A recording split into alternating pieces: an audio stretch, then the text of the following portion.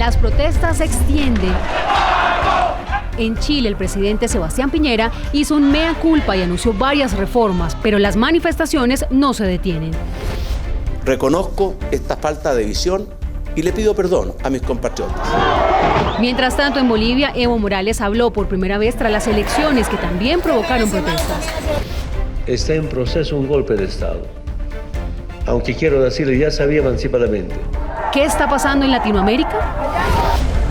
A cambiar de EPS, en 9 días se cumple el plazo para que más de 2.700.000 usuarios se trasladen a otra EPS, porque las que los tenían afiliados fueron liquidadas. Revisaremos cómo avanza ese proceso.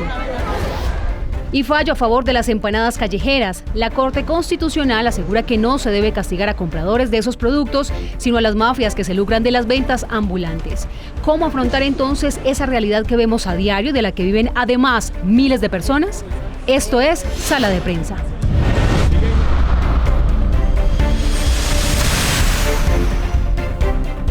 Y como siempre, nos tomamos el tiempo para entender los hechos del día aquí en Sala de Prensa. Buenas noches, Margarita. Hola, Germán. Buenas noches.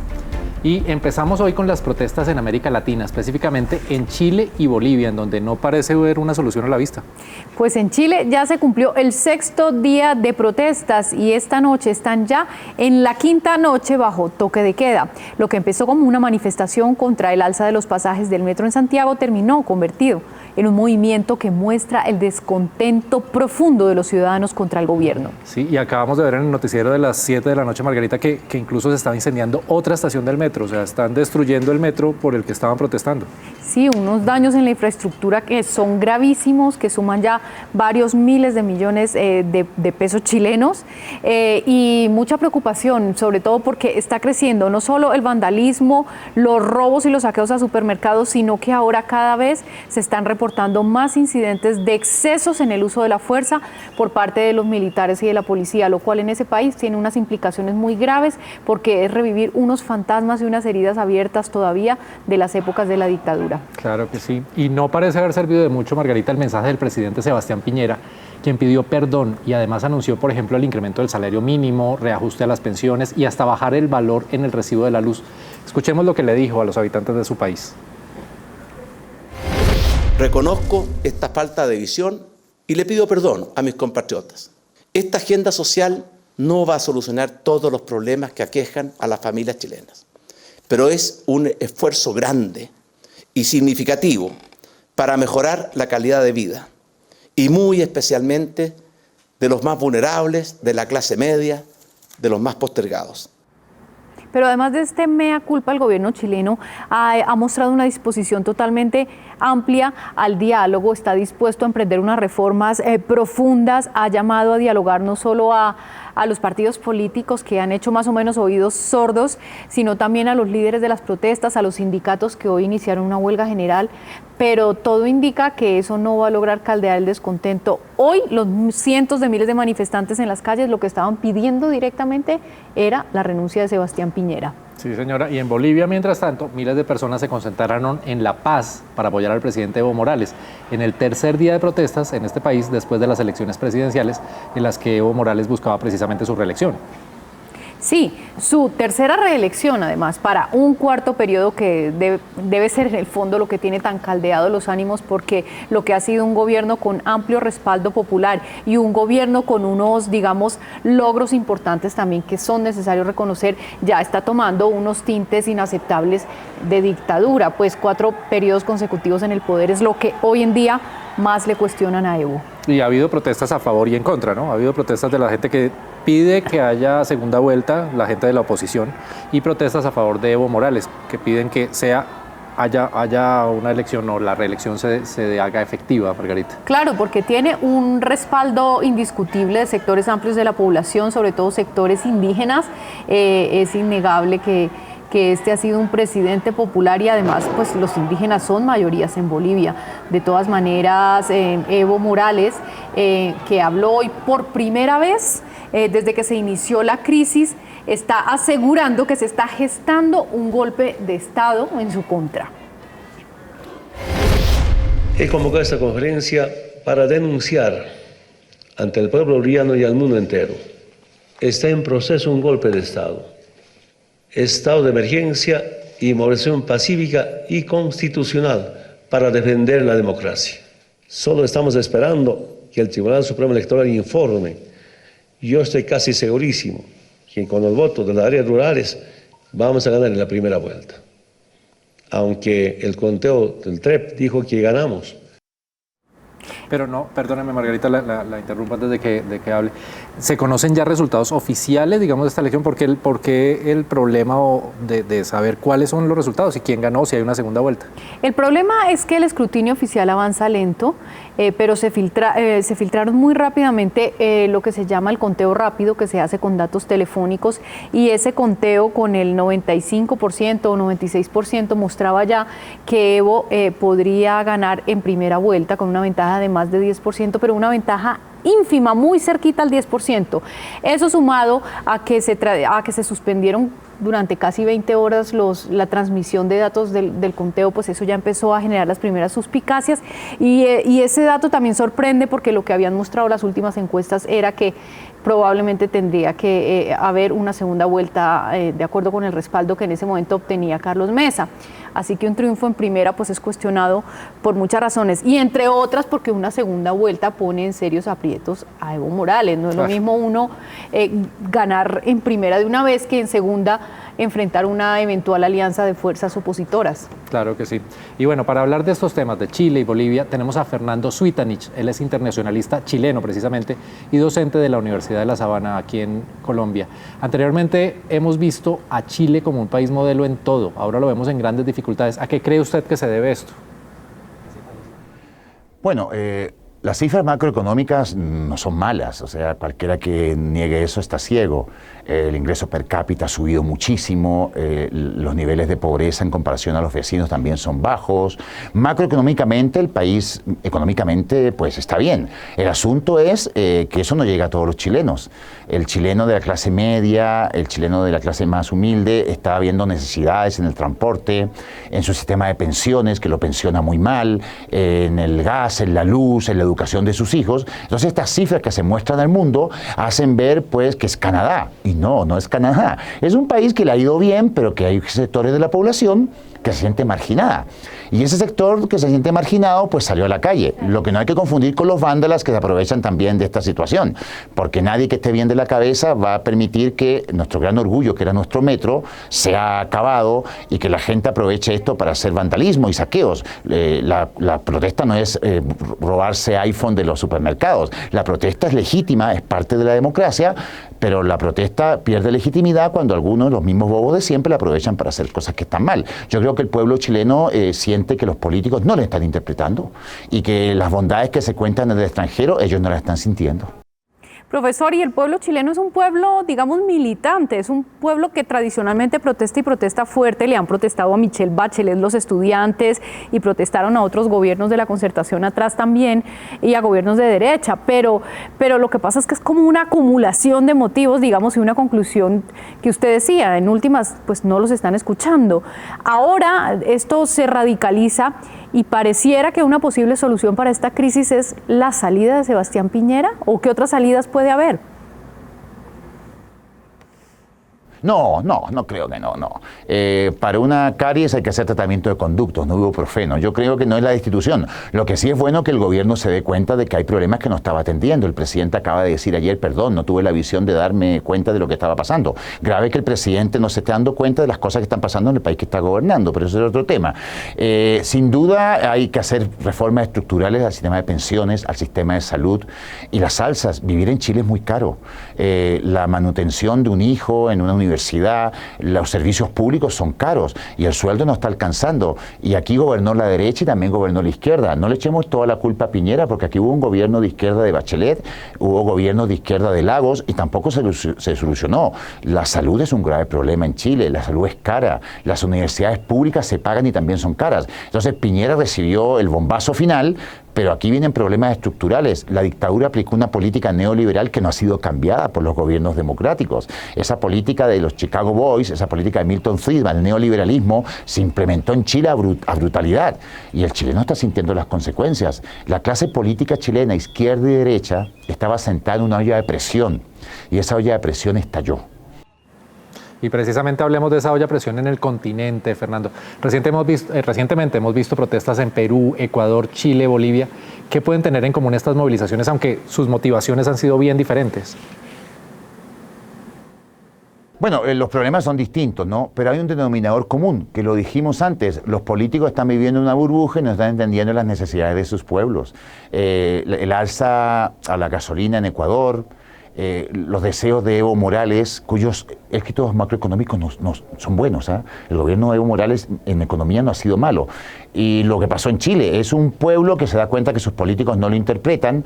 Lenín Moreno aplicando medidas del Fondo Monetario Internacional, Mauricio Macri, también lo vamos a mencionar, que es muy parecido al caso Piñera, un empresario millonario que está gobernando Argentina con políticas neoliberales. Lo que sucede es que ya la gente se aburrió de esperar soluciones de sus políticos. Los políticos están en otra frecuencia, están discutiendo otros temas. Y ni siquiera se cuestiona un gobierno de derecha o de izquierda, se cuestiona a ambos por igual. Ni derecha ni izquierda nos ha solucionado los problemas. Evo es de izquierda. Lenin se supone que era de izquierda, ahora se derechizó. Y Piñera es de derecha y están protestando. Macri es de derecha y los argentinos también salieron a la calle. No es que estén criticando un modelo ideológico, están criticando a los políticos en general. Profesor, y eso también pasa en Colombia, pues los gobiernos en general tienden a ignorar o a minimizar, digamos, la dimensión o el impacto de la protesta social, y recordábamos hace un momento el día en que el presidente Santos dijo el tal paro no existe. Así que podríamos decir que es un mal general de la región ignorar lo que sucede en términos sociales. Hemos visto, entre tanto, al presidente de Venezuela, Nicolás Maduro, vanagloriarse y cobrar réditos por estas protestas. ¿Usted cree que desde Caracas hay apoyo o motivación o al menos inspiración ideológica para estas manifestaciones? Bueno, Maduro no puede controlar su país, va a organizar una marcha en Chile, pero el asunto es que dijeron que era una brisa contra el neoliberalismo y que pronto vendrían huracanes. O sea, esto obviamente beneficia a la extrema izquierda, y el Partido Comunista chileno ha sido muy radical en sus apreciaciones sobre Piñera, y no han condenado totalmente los hechos vandálicos. Eso haría pensar que el presidente Piñera lo dijo claramente: acá hay un enemigo muy poderoso, lo que no entendemos es a quién se refería. Pero Diosdado y Maduro hablaron del Foro de Sao Paulo y una crítica al neoliberalismo, y es obvio que ellos, cuando ven que un país muy neoliberal en su gobierno, como Chile, sufre de esto, es obvio que argumenta su discurso en contra de la derecha. Ellos a río revuelto, ganancia de pescadores, ¿no? Evo también se manifestó. Usted ya lo ha dicho en repetidas ocasiones ahora, pero la mayoría de pedidos, de protestas en los diferentes países tienen que ver con las condiciones de vida de las personas, la desigualdad. ¿Podría haber más movilizaciones y violencia en otros países de América Latina por esta razón? Si no hay soluciones estructurales, yo creo que sí, porque ahora Piñera salió con soluciones, pero eso es un ibuprofeno para una caries. El asunto es que hay que tratar el diente que está enfermo, no es simplemente aplicar calmantes. Estas fueron medidas para calmar un poco las cosas, pero si no se hacen medidas estructurales, yo creo que las protestas van a seguir. Hay un alto inconformismo por la clase política, hay un alto inconformismo por el capitalismo extremo. La gente, ¿qué quiere? Trabajo, educación, salud y una pensión digna. La gente tampoco pide vivir como en Suecia, pero sí que los gobiernos atiendan sus justas peticiones. Sí, porque además, entre otras cosas, el riesgo ahí es que ahí es donde suben los populismos. Llega la gente respondiendo y prometiendo respuestas a estas grandes frustraciones, aunque no vayan a ser respuestas reales, pero eligen a esos modelos peligrosos. Sí, y muy interesante el punto de vista del profesor Fernando Suitanich. Traduce realmente, creo que lo que está pasando y lo que puede pasar en otros países de América Latina. Las presidencias, los gobiernos, incluso algunos mandatarios locales, en una burbuja, desconectados de la ciudadanía, y pues esa ciudadanía reclama que le presten atención a sus problemas. Y Latinoamérica, nuestra región, manteniendo ese récord vergonzoso de ser la región del mundo con más desigualdad social, lo cual en realidad en el fondo es una olla a presión y es una bomba de mediano plazo. Sí, pero es una señal de alerta, creo, para los gobiernos en donde no se han presentado este tipo de protestas, o por lo menos no tan graves, para que tomen medidas. Están a tiempo, creo, en este momento para hacerlo. Yo creo que es sobre todo una alerta para Colombia. Sí, señora.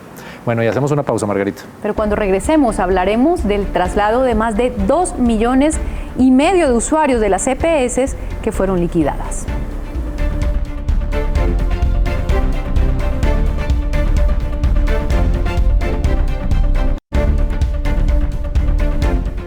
Seguimos en sala de prensa, Margarita, y el 1 de noviembre debe terminar el proceso para que 2.709.987 usuarios de EPS, más de 2.700.000 que fueron liquidadas o que ya no prestan sus servicios, se trasladen a otra entidad. Es un proceso bien grande. Complejísimo. La idea de la Superintendencia de Salud es que esas personas, pues por supuesto ahora estén afiliadas a las EPS que sí hacen bien la tarea. Y con eso se busca además depurar el sistema, mejorar la atención que reciben, que es la gran queja también de los usuarios de las EPS. Pero sin duda es un reto enorme administrativamente y logísticamente para las entidades que recibirán a esos pacientes. De hecho, eso está ocurriendo en 23 regiones del país y aunque estén haciendo las cosas bien, ahora sin duda les viene una sobrecarga en el trabajo y en la tarea de atención a usuarios. Claro que sí, y hay que recordar también, Margarita, que además de Salud COVID, Café Salud, que ya tenían problemas desde hace varios meses, en los últimos días fueron liquidadas Cruz Blanca, MD Salud y Salud Vida. Y estas 3 EPS contaban con 1.800.000 usuarios. Para ampliar este tema, nos acompaña Néstor Álvarez, representante de los pacientes de alto costo, que representan, por supuesto, un reto para las entidades prestadoras de servicios de salud.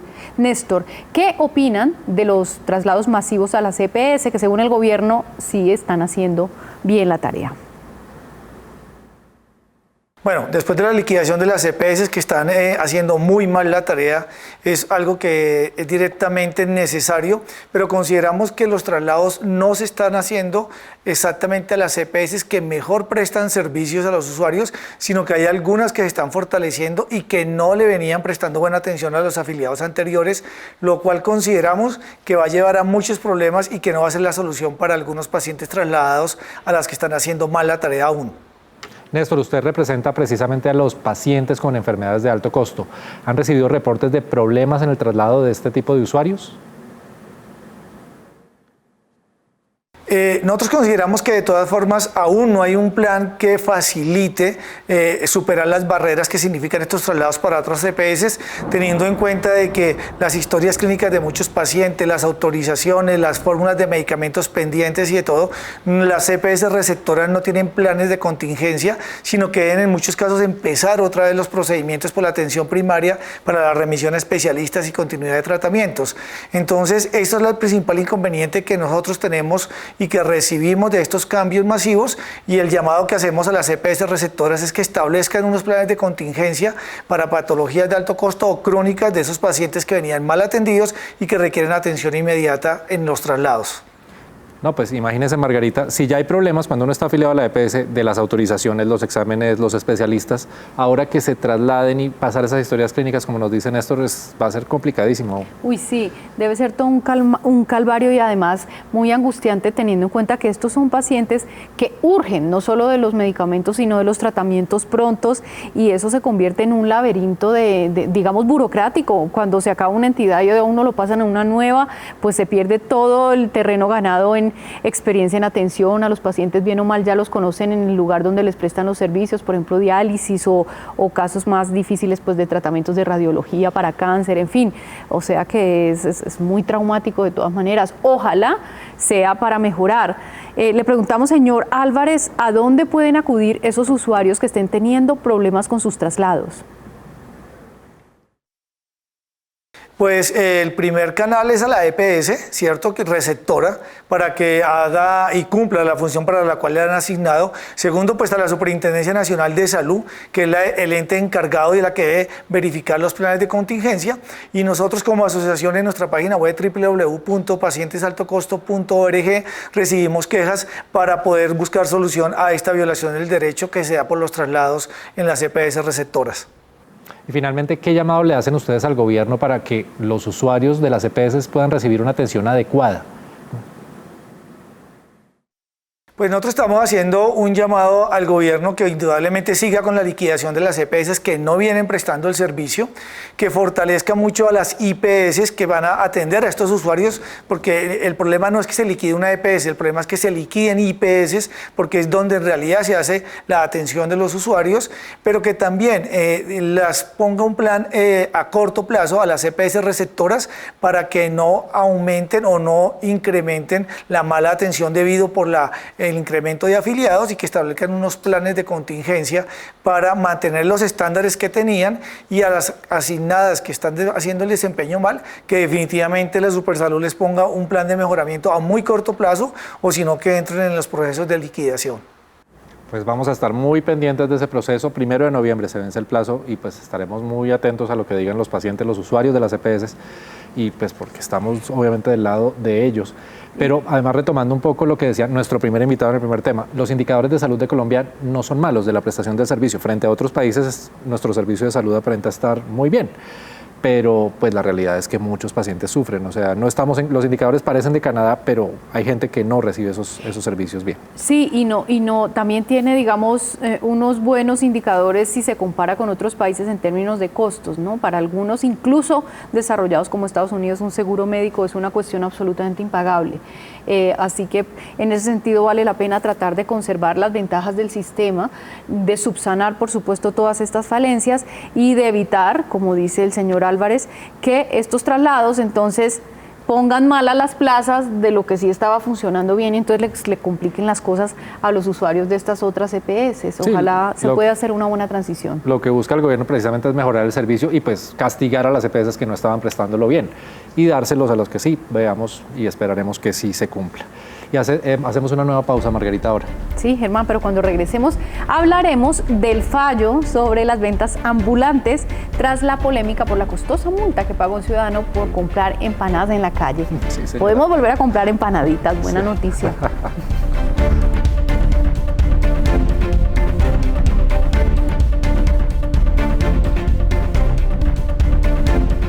Gracias por seguir con nosotros en Sala de Prensa. La Corte Constitucional sentó posición sobre un tema que generó polémica a principios de año. Sí, seguramente recuerda usted la multa contra un estudiante por comprar una empanada en la calle, la empanada más costosa de la historia. Que además nos impactó a todos porque entonces cualquiera sería susceptible de ser multado. Eso ocurrió en febrero pasado, cuando Johan Steven fue sancionado con una multa de 834.000 pesitos. Ajá. De acuerdo con el Código de Policía, o por lo menos con la interpretación que hicieron de los uniformados que aplicaron la sanción, el joven estaba promoviendo una venta ilegal. Bueno, pues la Corte hace unas horas definió que la norma a los que debe castigar es a los que facilitan esas ventas y se lucran de ellas, es decir, a las mafias que hay detrás de las ventas ambulantes, no a los ciudadanos. Sí, señora, pero a pesar del fallo, la interpretación inicial del código sigue generando polémica en las calles. Mira lo que dicen vendedores y compradores. Esa es mi forma de trabajo. Mis hijos los levanté a punta de tintos. Y sería muy difícil, sería muy duro si ahorita en Colombia está la situación muy pesada. Entonces imagínense, si hay personas que viven de los trabajos informales, si no trabajamos así, ¿qué será de nosotros? En cambio, ¿por qué no le ponen comparendo a esa gente que se roba millonadas? Eso me parece injusto. Pues primero puede comprar donde uno quiera, ¿sí?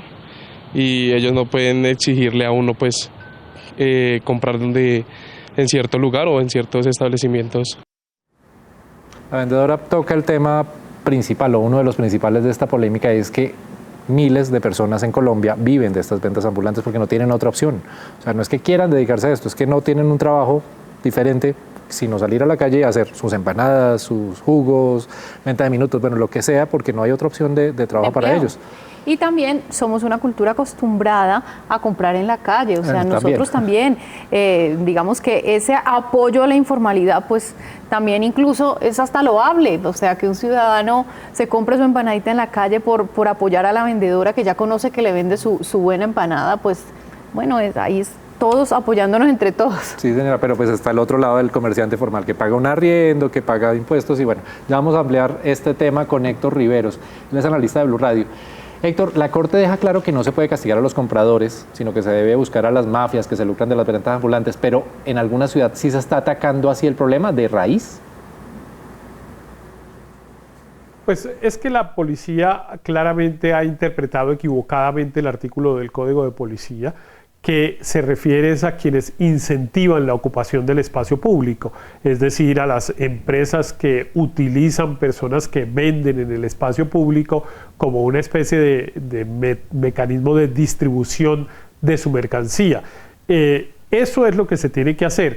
Yo no conozco que en ninguna ciudad lo estén haciendo, porque hacen lo que resulta más fácil, que es irse contra el vendedor ambulante, y bueno, en este caso sí que peor, porque fue contra el comprador ambulante, llamémoslo así. Pues Héctor, como hablábamos hace un momento, el tema involucra muchas aristas y por supuesto hay muchas posiciones válidas. Por un lado, la de los vendedores que no tienen opciones de trabajo, lo del comercio formal, pues que legalmente paga impuestos y representa digamos un sector legal de la economía que se afecta con esta competencia desleal, si se quiere decir de alguna manera. Pero entonces, ¿cómo lograr una solución integral? Bueno, esto es una discusión ya vieja, tiene casi 20 años de debate y que básicamente la Corte Constitucional ha amparado a los trabajadores, a los vendedores ambulantes, bajo el principio de lo que se llama la confianza legítima, que es si una persona ha estado en el espacio público y el Estado le ha permitido vender ahí durante un largo tiempo, pues esa persona tiene derecho a estar en ese lugar, salvo que el Estado le ofrezca unas alternativas de trabajo a través de créditos blandos, a través de ubicación en lugares privados, pero ofrecidos por el Estado, a través de promoción de planes de empleo, en fin. Hay varias posibilidades. En algunas ciudades se han logrado unos proyectos exitosos, en Bogotá prácticamente ninguno, pero en otras se han logrado unos proyectos de reubicación interesantes. Por ejemplo, en Cartagena se acaba de abrir una plaza de mercado muy tradicional en la que se fueron varios o decenas de vendedores informales de la plaza de Basurto, y así hay varios ejemplos interesantes, y yo creo que los alcaldes es en ese sentido en el que se tienen que dirigir. Sí, Héctor, porque precisamente suele pasar que quitan a los vendedores de zonas estratégicas, de mucho tránsito, de mucho comercio, y luego los mandan a unas plazoletas aisladas o a unos lugares construidos pues nuevos, sin ningún encanto, sin ningún tráfico de personas, y entonces pues ahí cualquiera se quiebra. Sí, hace menos de 24 horas aquí en Bogotá desalojaron a vendedores ambulantes alrededor de Unicentro, en el norte de Bogotá, pero ellos van a buscar otro espacio definitivamente. Entonces sí, la solución no es definitiva, se les ofrecen otras opciones, como decía Héctor, y la administración se supone que debe ofrecerles esas otras opciones, pero no siempre se cumplen tampoco. Es como trasladar el problema. Exactamente, y precisamente Héctor fue secretario de Gobierno, por eso le voy a hacer la siguiente pregunta. Los controles y las medidas que se tomen, como usted lo acaba de decir, son en gran medida de las administraciones locales, de las alcaldías menores, en el caso de Bogotá también. ¿Qué tanto debería pesar lo que están proponiendo los candidatos en este momento sobre ese tema específico para que nos decidamos a votar por ellos? Porque este no es un tema menor. Ah, sí, claro, este es un tema fundamental, porque este es un tema totalmente de los alcaldes. Si bien el gobierno nacional participa de alguna manera tangencial, la responsabilidad primera es de los alcaldes, y por lo tanto, pues efectivamente, como usted lo dice en su pregunta, el tema lo van a tener que resolver los alcaldes que elijamos el próximo domingo. Así que ahí, para aquellas ciudades, que son casi todas, en las que hay un grave problema de ocupación de espacio público con ventas ambulantes, es muy importante indagar qué es lo que están proponiendo los candidatos en ese sentido. Pero tienen que ser propuestas muy concretas, porque hay que, como ya lo dije, reubicar a las personas, darles posibilidades de trabajo de otra manera, y pues eso no es simplemente el dicho, sino que hay que tener unos proyectos viables económicamente y que sean realmente opción de trabajo para quienes hoy ejercen las ventas ambulantes. Otro de los temas para fijarnos, gracias Héctor, para fijarnos en lo que están proponiendo los candidatos a las alcaldías, por ejemplo, porque involucra una voluntad política, involucra lo económico, involucra lo social, o sea, es una cosa que es bastante transversal y que involucra muchos temas. Sí, involucra también el espacio público y digamos que la visión de ciudad también que todos queremos. Sí, señora, bueno, así llegamos al final de Sala de Prensa, Margarita. Sí, nos vemos mañana con más temas para analizar en profundidad. Por lo pronto, ustedes y usted, Germán, sepa que se pueden comprar su empanadita y que no les va a salir por 800.000 pesos. Sí, señor, ahorita salimos a comprarnos una. Hasta mañana. Hasta mañana.